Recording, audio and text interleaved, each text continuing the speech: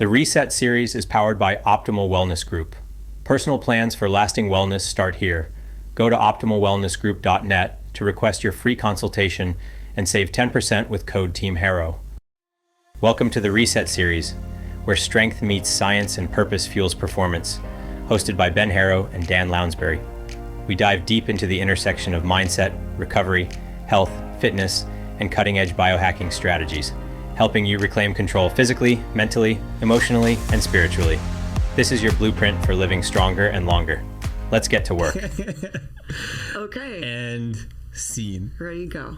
All right, Devin. Hi. Welcome to the Reset series. Thanks for having me. Nice to meet you. Nice to meet you too. It's been a while since we reconnected. We were talking before. It must have been 10 years. What year was your injury? So I got injured in 2012. So yeah. Yeah. I mean, you were out by 2013 from DC. Well, I stayed in DC for a little bit, and I mean, because I did that medical procedure to regrow my limb and everything, and then I can try and learn how to start walking. And then we stayed in the Bethesda area. I remember that. Yeah, and but I think the last time I saw you was at your wedding. Yeah, probably. Which is a whole nother episode we could talk about in terms of resilience. Right, but that just shows you the bond we had. Exactly. You were at my wedding. I was at your wedding. Yep. So a brief intro. You and I first met May of 2012 because you were the nurse at Walter Reed that was my first nurse and that received me. And I gotta ask you, what was he like? Was he out of it? More juice? No. Well, in the beginning, so Ben was Ben was my first patient that I actually saw come out of the ambulance, right from Germany. Wow. So I was such a new nurse, and he was the first patient that was assigned to me as a medevac. So he comes out of the ambulance, and I was nervous. I was panicked. He had no idea what was going on. You probably don't even remember. I remember bits and pieces. Literally, I'd shut my eyes, open them, I'm in a different room. Yeah. Shut my eyes, I'm in some sort of vehicle. Wake up, I'm outside. Yeah. I mean, you were very, very wounded. Yeah. Clearly. Yeah. You were super out of it. You were dirty. You still had dirt all over you. Oh, really? Oh, yeah. I don't think Gina was there yet. No, Gina was. I remember Gina being there when they took me out of the hospital, or took me out of the ambulance, and I went to the ICU. Okay, maybe she was there. Because I think out of the ambulance they put you in the ICU for the first 24. Yeah, and then you go to the 4th floor. It was crazy. What was the time frame from Germany to Walter Reed? Does it happen it had to be within 48 hours. Oh wow! That was the general rule of thumb. Yeah, it was something quicker. Like that. Oh wow! Yeah. So you were still injury fresh. Yeah. Yes. The reason that it took me a little longer to get to Walter Reed, they said, was because I had so much infection and fever, and they wanted to try and wake me up so that way I wasn't intubated and sedated still. Right. And so they wanted me to be at least awake for the flight. They had tried to wake me up twice before, and I was fighting them, so they resedated me. Yeah. And I guess on the third time I was a little more calmer and cool about it, which I remember waking up, but still, a dream state. And but yeah, it was 48, 72 hours from injury to Walter Reed. Yeah, they liked to, within injury, 72 hours to Walter Reed, Germany 48 hours. So it's a fast transition. But a lot of times as a nurse, your patients that are assigned to you that day are not getting rolled out of the medevac. That was the first time that happened to me. So I gotta ask, because I feel like we've never really had this conversation, and it's just the timing of it on a podcast and on camera, and we're gonna put this on the internet, but from your point of view, just how fucked up did I look? Fucked up. Yeah. Yeah. It was almost something that I wasn't sure how to handle, because most of the guys I was seeing at that point, wounds had already been washed. They had already gone through surgeries. They're awake. They're talking. You were the first person that I saw where I think you had a beard. Yeah. You were just unkempt, had the beard. Your left leg, I think, was in an X-Fix, the big metal cage at that point. And it was just so it was the first time I looked at myself and I was like, this is my job for the next 3-4 years while I had that assignment. Were you like, in the Army at the time? Yes. Okay. She was. And I was like, that's when it hit me. Like, okay, this is what I'm doing now. Yeah. It was very eye-opening to me. Yeah. Like, you were... Well, I'm here now. You're here now. So fast forward, like, how does it feel to like be sitting across the table from this man who has like, you know, rebuilt his entire wellness, and he's mobile, and he's an entrepreneur, and he's an amazing dad, and like, do you sit here and you just like I look at the guy and I'm like, man, it's like I'm proud to call this guy my friend. Yeah. Like, I love this guy. What's it feel like for you? It's proud to say that I was part of that journey. I was just gonna say, like, I mean, you have to, and you should be like, I did some of that. Right. Like, Devin, I vividly remember it was you, and then there was 2 other nurses. Kopicki was her name? Kopesky, yep. Navy girl. Yep. And then there was another Army one, and she was like really tall and blonde. And she was only there for like the first Beth. 2 weeks. Yeah, that could have been her name. Yep. She was only there for I don't like a little remember. bit. I don't remember her last name. She had a baby. Oh, okay. Yeah, I'm pretty sure you're talking about Beth. But the 3 of you, I adamantly refuse to have anyone else except them. I said no one else is coming in here except them. Yeah. I remember one night I was at the nurse's station. I was on nights. I'm trying to think who it was. One of the civilian nurses, because we did have civilian nurses, tried to go in your room and get blood. Yeah. You're a hard stick. Or you were a hard stick back then just because antibiotics, damage to your skin. I was obviously. like 130 pounds. Like, I was shrunken. It was not easy to get blood from Ben. And I think you had a pick at one point. Yeah. But this, for some reason, this draw needed to be not in the pick. It needed to be an actual puncture. And Gina comes running out from the nurse's station. Whoever went in missed you, and she lost it. She was like, why is he even in there doing this? Where's Devin? Right, and I just wasn't assigned to Ben that night for some reason, and she lost her shit. But it just shows the connection that you get with the family as well. Yeah. When, you know, from Gina's perspective, her whole life is changed, shattered. You kind of latch on to people that make you feel safe and comfortable. Yeah. Her and I developed a relationship right off the bat. So when you're in that situation, you want what makes you feel safe and comfortable. And that was Devin, Kopesky, Beth, those faces. So I don't think she meant it out of, but she was also going through it too. Yeah, no, definitely. And I didn't mean to steal the show and turn this into the let's talk about Ben Harrow.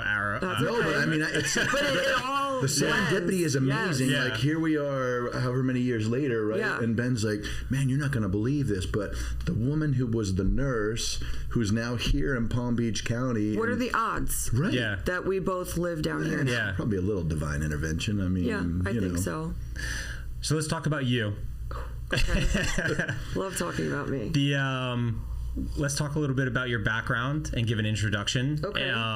You know, where you went to school. You're obviously an athlete in college. I remember you were a cross-country runner. Yeah. And then where you are now, because I think it ties in nicely with the Reset series. Yeah. Because you've kind of rebranded yourself or redeveloped yourself where you are physically and just all around, you know, personally, mentally.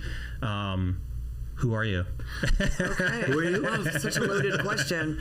Where do I even start? All right, so college, did ROTC, and that was the first time in my life that I had actually learned about fitness outside of running. Mm-hmm. Knew the importance of it, but I was still super into running, long distance, marathon training, half marathons.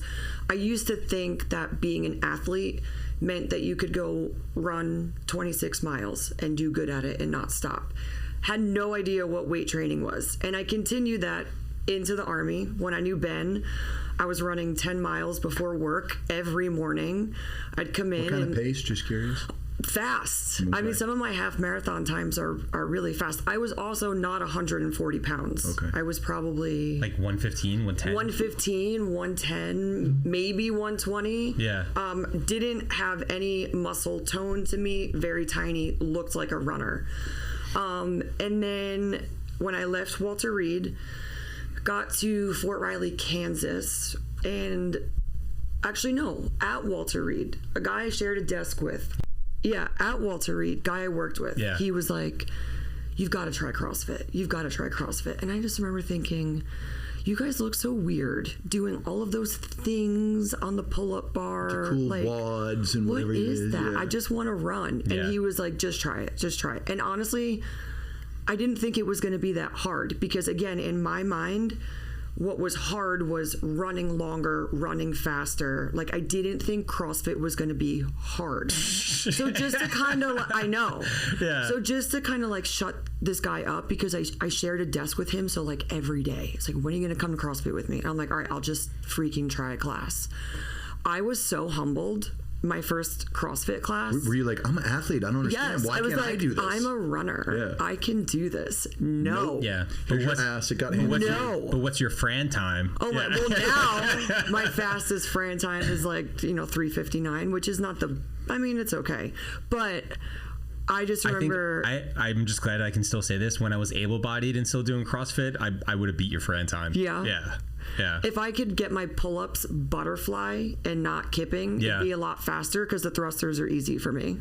It always felt like if I could get past that halfway point to the 15 thrusters, it was all downhill. Yeah. You know what I mean? Like it was hard. It was the hardest part to get from that first part. The 21 and 21 just jacks your heart rate up. And then 15, you're just hanging on for dear life. And then by the time you get to 9, you just shut it off and go. Exactly.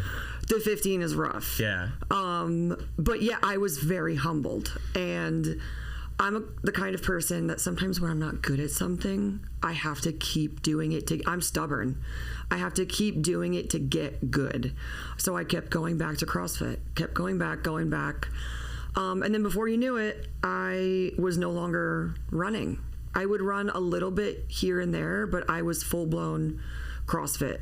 Continued that with me to Kansas, got my L1 so I could teach. And the one thing I liked about CrossFit was the sense of community. Mm-hmm. Actually, it's life-changing because my story of getting out of the Army is nothing compared to Ben's, but I had a brain tumor, 2 brain surgeries, and was still dealing with seizures, which rendered me unfit for duty.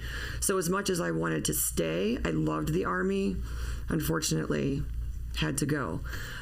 So when I got out, my transition, nobody warned me about what I would feel like mentally. I hung up my uniform in Kansas, literally took off my uniform for the last time, got in a truck, loaded my dogs, made my cousin drive with me, and drove to Florida. And I'm thinking I'm just going to get to Florida and have my life. I lasted about 3 weeks until I lost my mind mentally. Like, was kind of dating somebody when I first got here and it was going well, and then just had to be like, hey, I can't do this, and I tanked. Was it like I'm not sure, like I lost my purpose, everything. I was in the Army and now I'm everything. Like, what do I do? Like, you could probably attest to this, but I lost my purpose. Yeah. I wasn't looking around the room seeing people wearing the same uniform on the same mission as me. I had no friends. I had my family, but even just trying to relate to somebody who could understand my lifestyle was impossible. I took a government job actually to feel like I was still continuing my service in a different way.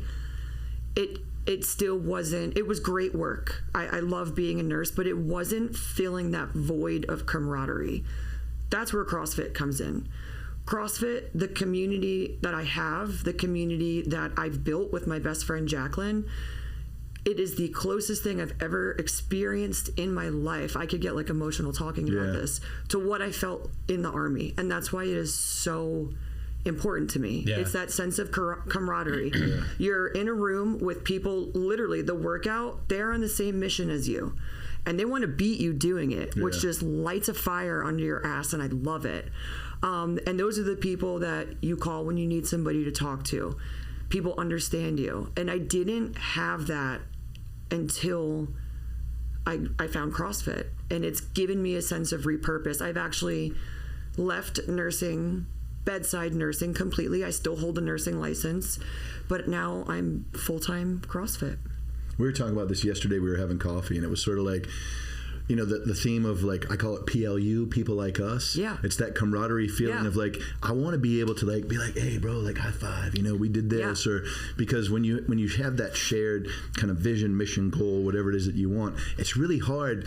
And I'm not picking on people who don't exercise or people who weren't in the military. If you're part of a team or a unit, you know what I'm talking about. That cohesion of feeling like we're all focused on the same thing. And so how do you think, did you recognize that, okay, there's something to this CrossFit thing because it's giving me that feeling of that the thing that I missed from the Army? Is that, like, how did that shape where you are now and what you're doing? So I'm sorry. No, I was just going to say, when did you realize it and how did that transition into now this is what I'm doing full time? And so when I was in the Army, 2 years reserves, ROTC time, 8 years active duty as a nurse. I love nursing. When I got out, I was a nurse for 2 years through COVID. I quickly realized I needed to shift gears from saving lives to changing lives, because the saving lives aspect was just not good for my mental health. Especially during COVID, we were being 7 or 8 patients per shift when we should have had ideally 4 or 5. I was having the Sunday scaries every night about going into work the next day. It just wasn't good for my mental health anymore, but I still needed to stay in an environment where I was impacting people's lives. So maybe not saving them, changing them. At the time, I was coaching CrossFit part-time on my days off from nursing, and it just kind of shifted to where I left bedside nursing and I tried teaching. It still wasn't filling that void of, I'm an instant gratification person. I like to see change happen in what I'm doing instantly. It's one of my blessings, and it's also one of my faults because I'm very impatient. Instant gratification. That's why I hate cooking. I don't want to stand there, season, I just want to eat. So when I was teaching, I wasn't feeling that void of every day seeing in front of my face the impact I was making. In nursing, it's great because you give a medication to somebody who's in pain, you see them not be in pain anymore. It's also like that with CrossFit. I found that I was getting that instant gratification of changing lives. Somebody's back is hunched over in a power clean, tactile cue to fix it. Now they're power cleaning and they've just added 10 pounds because they're actually engaging their hips, and it's so much easier. That's what I like. I like being able to see those changes that I'm making. So I slowly started to realize CrossFit and health and wellness and fitness is what I need to do full time while tapping into my nursing knowledge about chronic disease, medication management, risk factors. I can use all of that and still be a CrossFit coach and put those two together. And although I'm not at the bedside doing CPR, saving a life, I'm still every day walking into an environment where my goal is to change lives. So I got a question for you, going back to when you got into CrossFit. You came from it from a perspective of a cross-country runner. Mm-hmm. So you're thinking cardio, endurance. Cardio, oh my gosh. Now, can I call you a semi-professional CrossFitter? I would say I'm maybe above average. Yeah, which I got a question about that too, but we'll get to it. How do you feel CrossFit does in terms of helping just overall cardiovascular health compared to if you just were running all the time and not touching weights and doing the CrossFit workouts? So that's a great question. And this is something I talk to women who are 50 plus about all the time.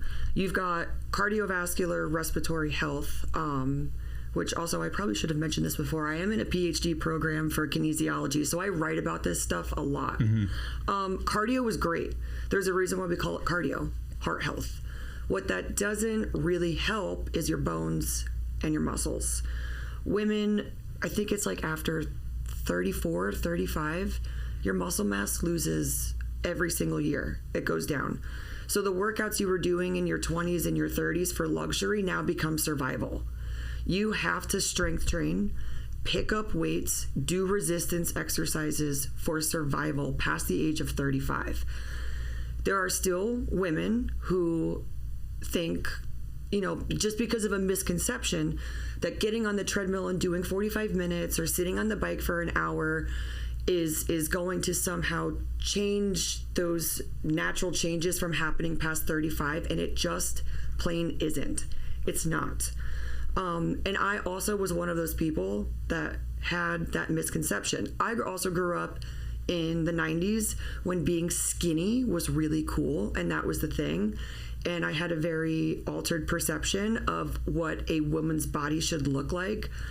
If I saw my body now, 12 years ago, I would fall over. I remember walking into CrossFit and talking to the coach, and I was like, but I'm not going to be like one of those bulky women, right? Like, I can do this and not look like that, right? Like, I can't look like that.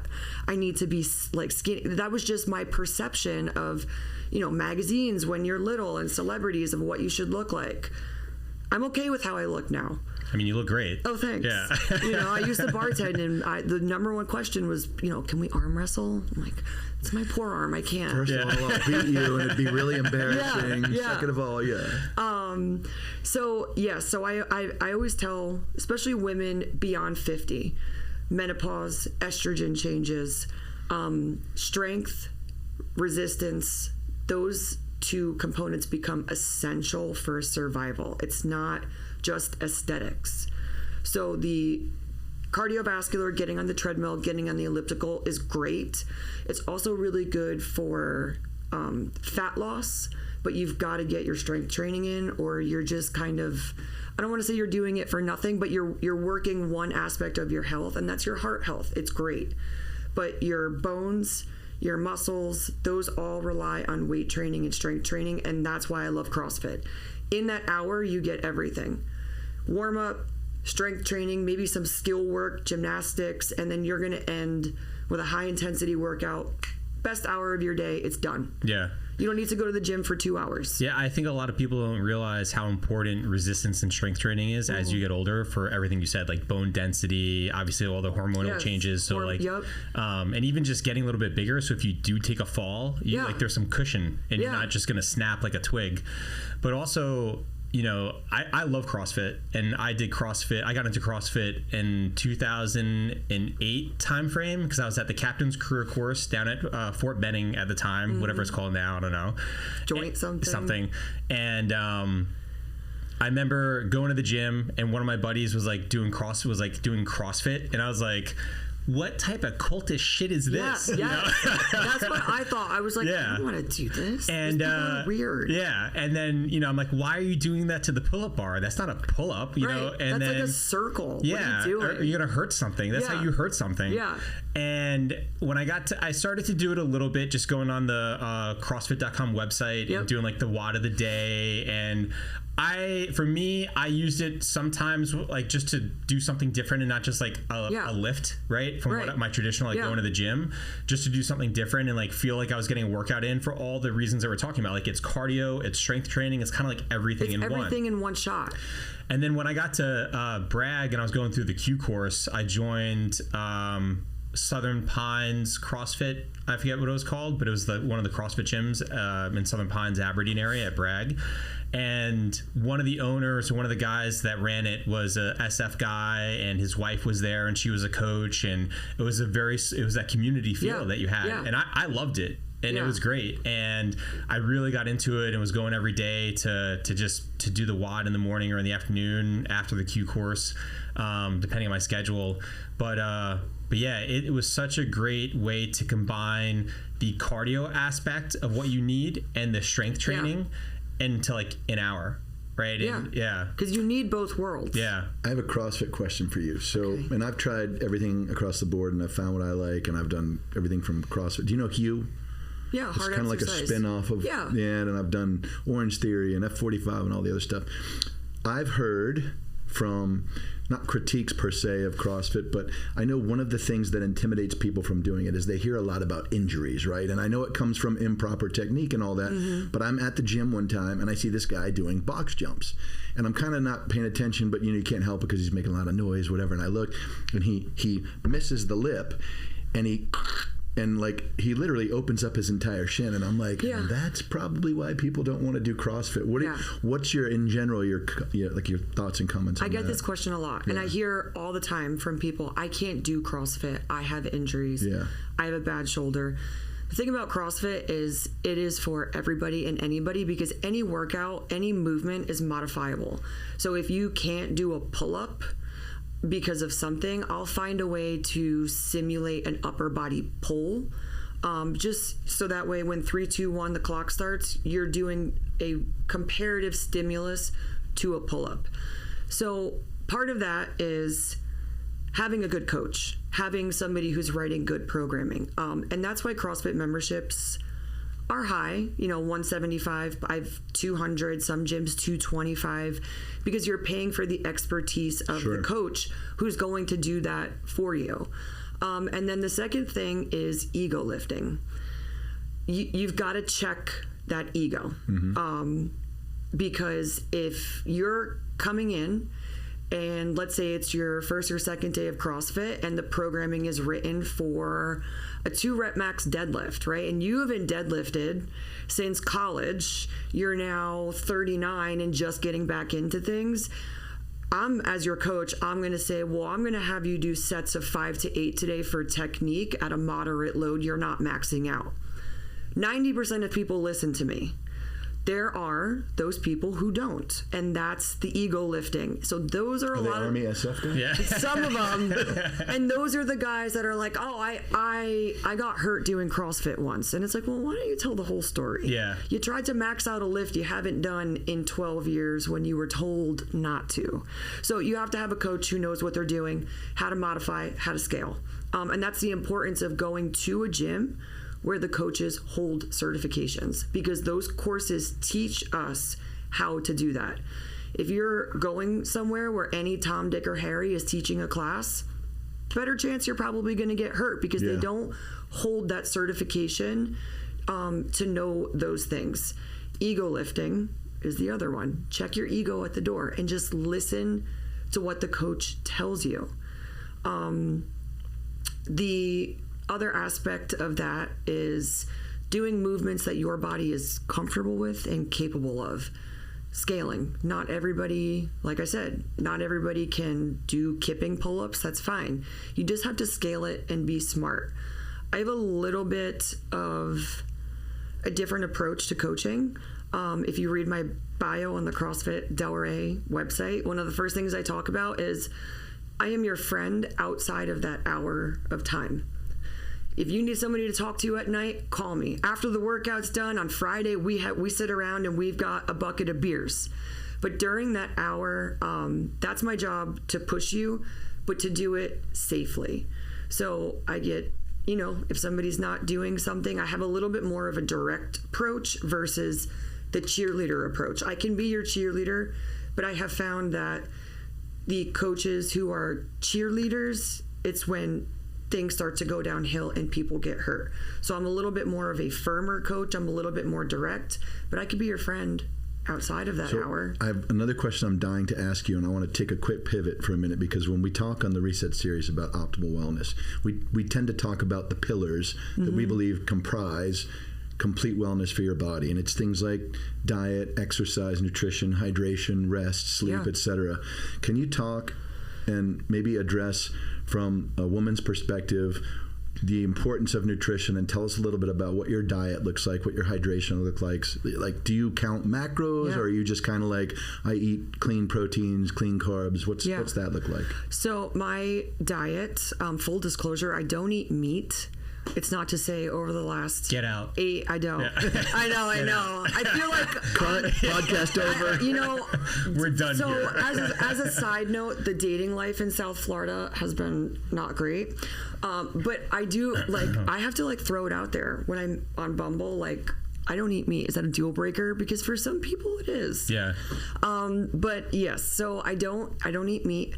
I don't count calories or macros or carbs. What I try to do is just eat clean. I did do a bodybuilding show in that's right. 2000 I remember seeing that. it was 3 years ago. I did it mostly because I wanted to prove people wrong. What do you mean by that? Like, about being a... I wanted to show that, like, because you can be a vegan or you can not eat meat. Yeah, I do a little bit of seafood, but I don't eat any meat. No pork, not even chicken, turkey, plant-based, protein powders, tofu, and I do a little bit of seafood, shrimp, salmon, but I hate cooking. Yeah. Do you meal prep stuff? Do you buy it or do you do it yourself? I do a little bit myself. I do eat eggs, but I try to go, there's a farm I try to go to. My whole reason for not eating meat is I feel bad for the animals. Sure. I know that sounds crazy. No, my aunt's the same way. Actually, it's funny because that one person that I shared a desk with that was trying to get me into CrossFit was also the person that just like was like, oh, hey, look at this. And it was the most awful video I've ever seen. It was like chicks being thrown into a blender, and I was like, what? And that was the day that I stopped eating meat. So not only did he get me into CrossFit, got me to stop eating meat too, but I just tell people, try to eat clean. Every day I try to do a few servings of vegetables, which I hate. I hate vegetables. I force myself to eat them. Some fruit, and then protein. During my bodybuilding competition, which I did because I wanted to prove that I wouldn't have to eat meat and I could still do CrossFit, not just bodybuilding, because I would love to blend those two worlds. So then I was counting a lot. Okay. That was mostly from my coach. Like vitamins and et cetera. What do you take? Are there things that you take on a regular basis? Fish oils and CoQ10? And fish oil. I just tell everybody with fish oil, if you're older and you take blood thinners, be careful because fish oil can heighten those medications and make your blood a little bit thinner, so you're more apt to bleeding. If you're going into surgery, if you're having any sort of procedure, you want to stop fish oil at least the week before. I do fish oil. I do creatine.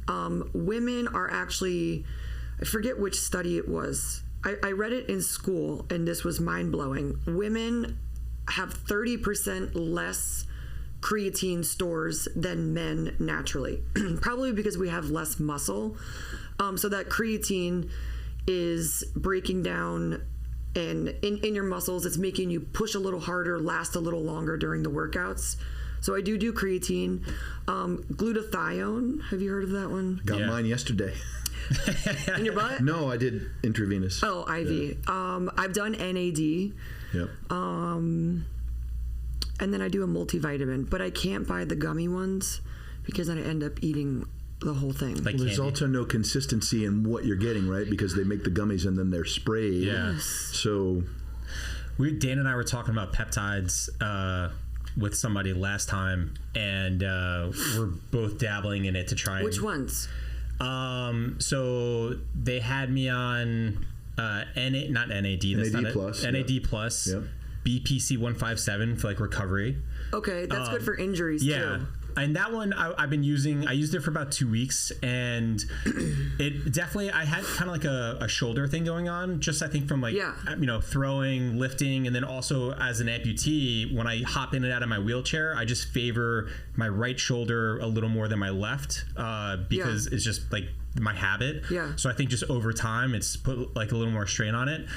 After using the BPC 157 for about 2 weeks, it definitely like went away.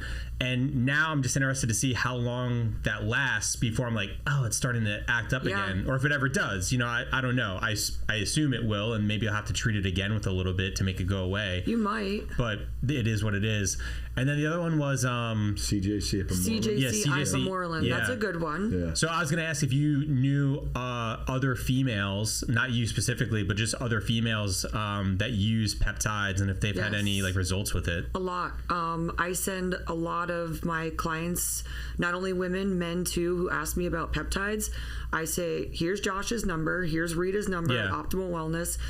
He's the guru. It's individualized, it's customized. You're going to sit down. I can tell you what I think, but he's going to sit with you and say, this is what I think because there's another one, TB 500, which is really good for recovery. Years ago, I did BPC. Was it BPC? I did one of them for my shoulder. And then CrossFit recently, maybe within the past few years, has come out with a total ban list. BPC is even on it. Peptides? Yes. There was an article recently about a guy who was cut from going to the CrossFit Games because he took BPC. It falls under their performance enhancing drugs. So even for something that could help an injury, the peptides have become banned substances. So is that in professional sports also?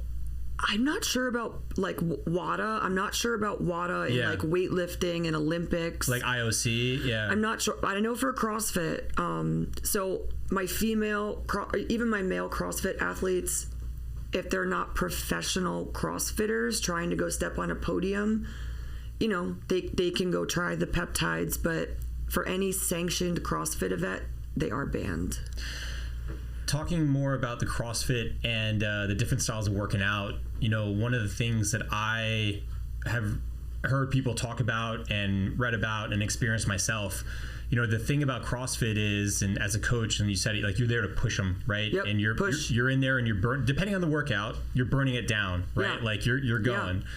Yeah. Talk about the recovery piece, because especially as you get older, recovery takes a little bit longer.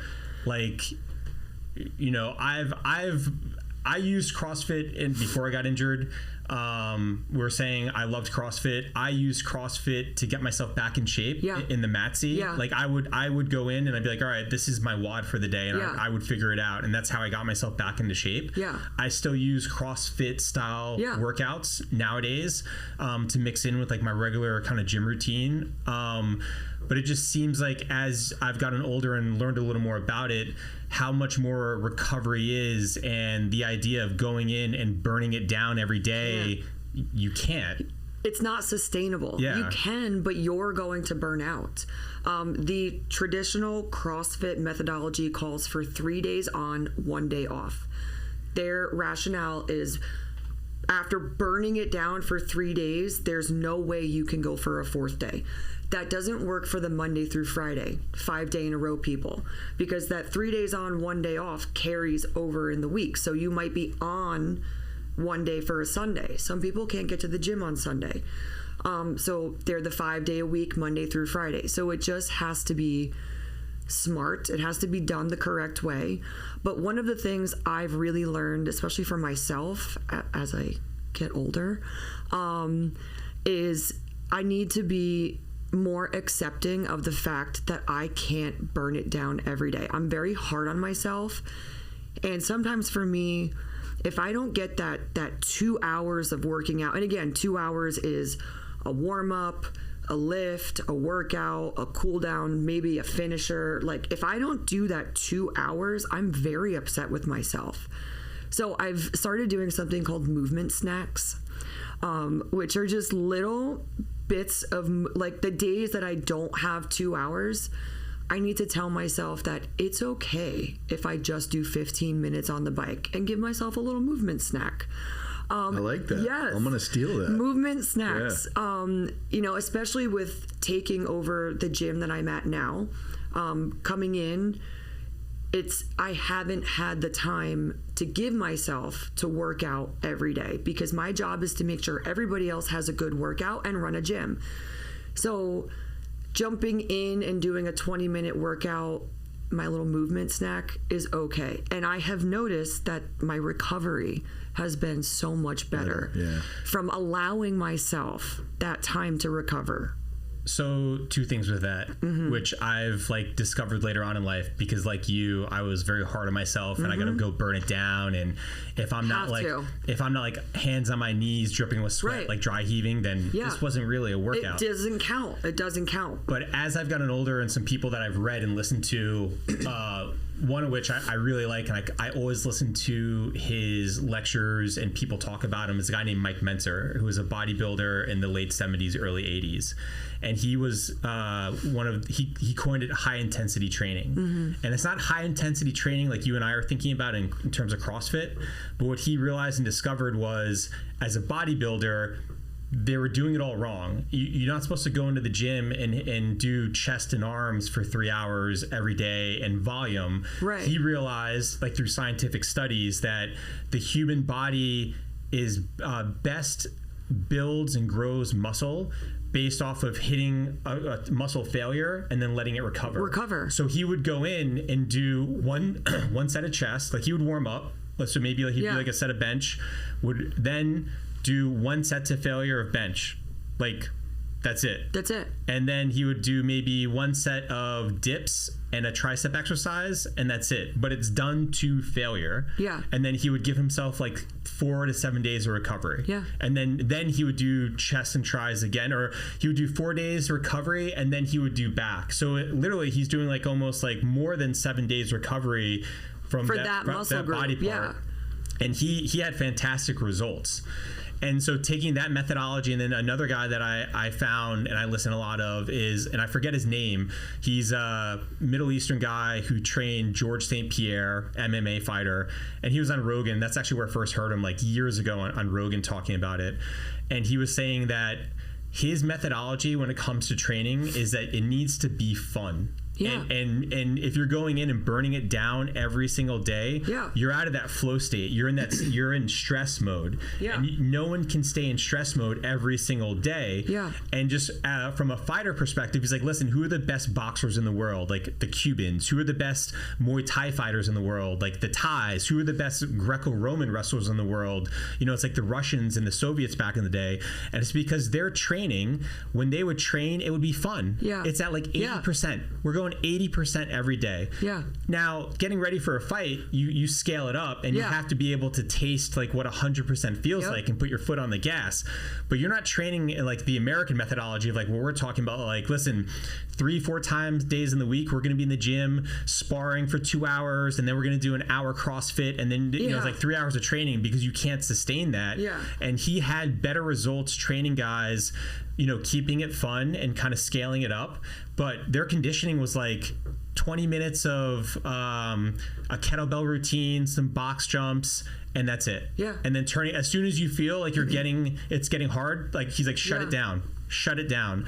And then that way, over time, if you're training that way every single day, because you can train that way every single day, you look back and you be like, I've been training 365 days a year, where you maybe have only been training 270 some odd days a year. So it's just interesting to see and like experience that now in life, because I use that as an experiment with Gina. Yeah. Over COVID, she's like, I want to be able to do pull-ups.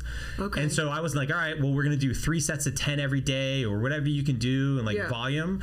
But I said, listen, every day you're just going to do 1 pull-up, because that's all she could do. Mm-hmm. I go, you do 1, and then I'll help you, and then you just do the negative. Yeah. And we did that every single day until it was just like really, really easy, and then we did 3 every single day. Never to muscle failure. So like a progressive overload. Exactly. But done the right way. By the end of COVID, she was knocking out like 10 pull-ups. Yeah.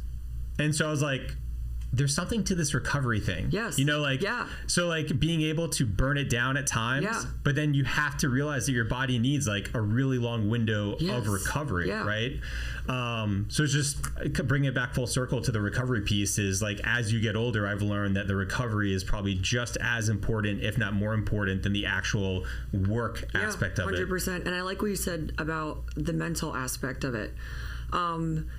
We do want to taste what that 100% is like. If you're somebody like me, sometimes I don't like going there. There are times in workouts where I have to decide, I call it the dark place.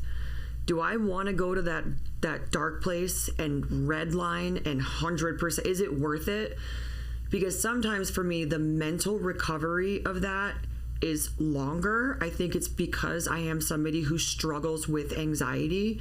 When I go to that dark place and my heart rate is so high and my breathing is so high, something about my brain, it doesn't understand that exercise is happening, and it registers it as anxiety. It's like a fight or flight. It will send me into a full-blown panic attack and anxiety attack.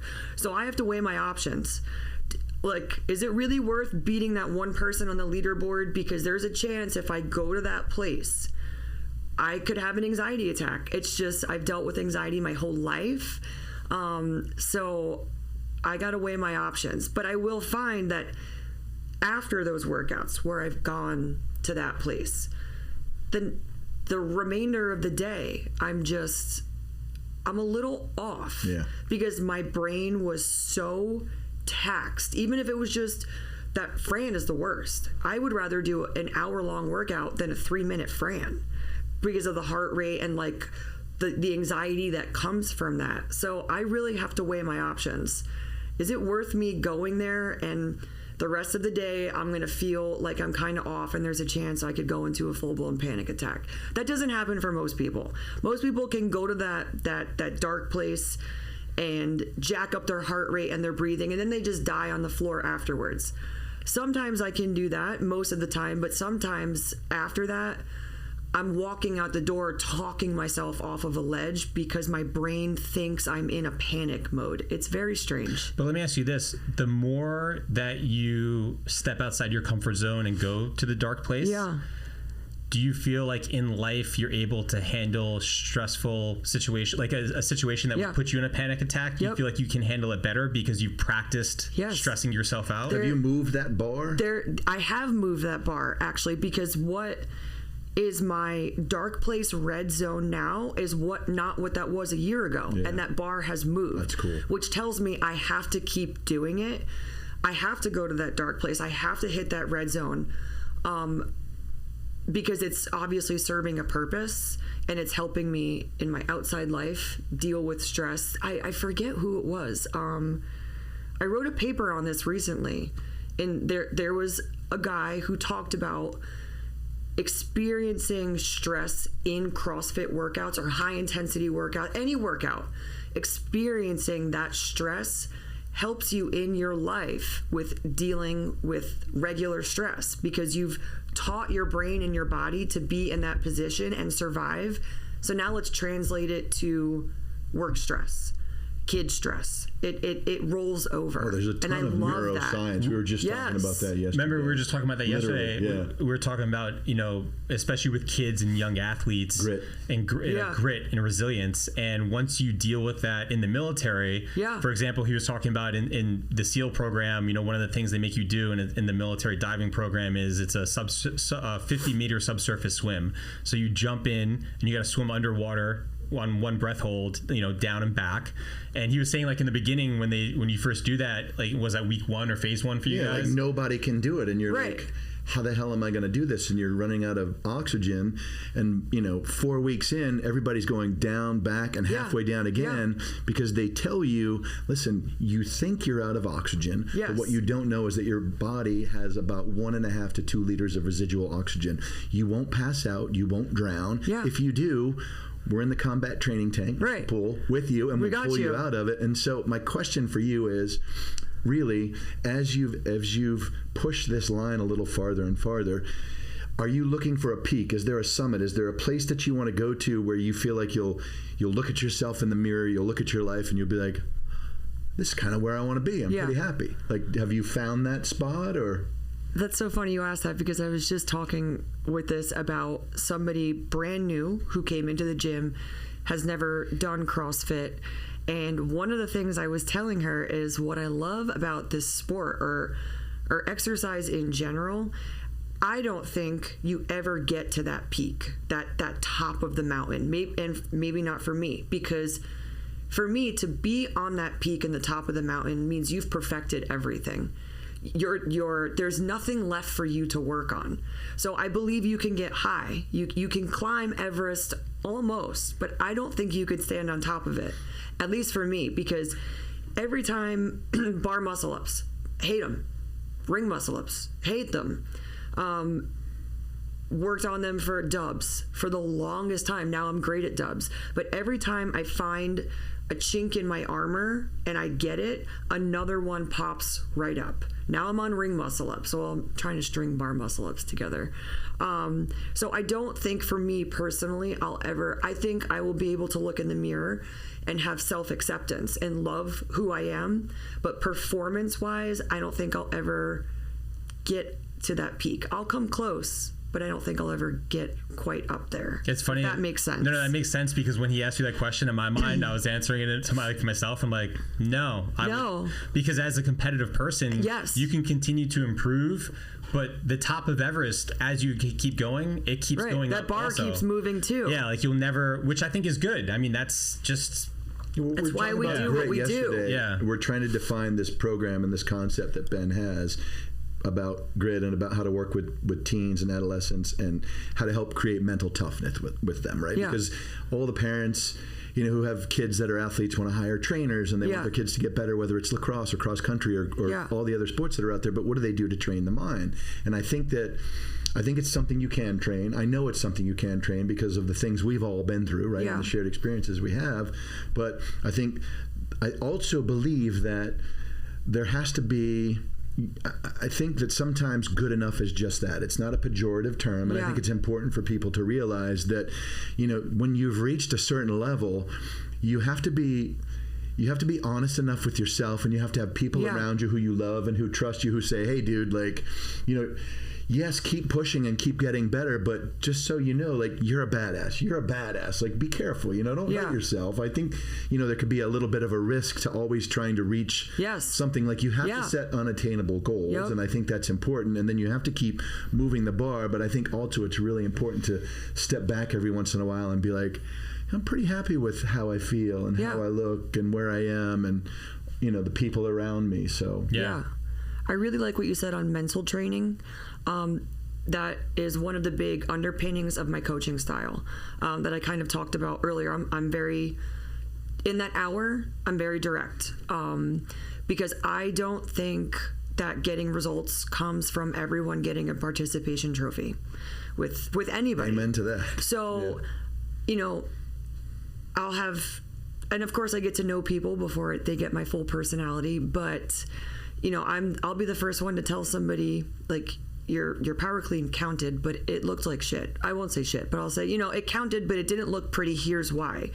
I like to be realistic with people because I don't think you get better. I don't think you get growth out of comfort.